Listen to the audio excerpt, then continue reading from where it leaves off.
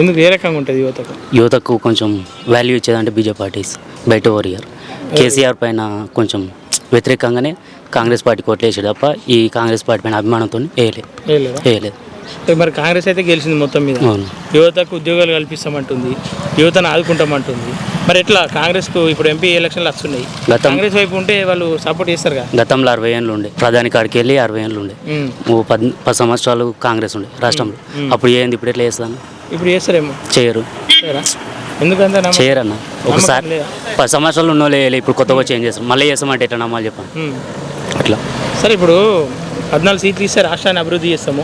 Congress already Telangana మేము ఉన్నాం, పార్లమెంట్లో కూడా మా 14 మంది ఎంపీలతో కొట్లాడతాం, మేము రాష్ట్రాన్ని తీసుకొస్తామని చెప్పేసి రాష్ట్రానికి ఫండ్స్ తీసుకొస్తామని అంటున్నాం. నువ్వేమంటావు? 60 ఏళ్ళ కింద మన వాళ్ళే ఉండే, 60 సంవత్సరాల సంది వాళ్ళే ఉండే. 60 సంవత్సరాలు తెలంగాణ ఉద్యమం అప్పుడు తెలంగాణ రాష్ట్రమే ఏర్పాటు వద్దని అన్నారు.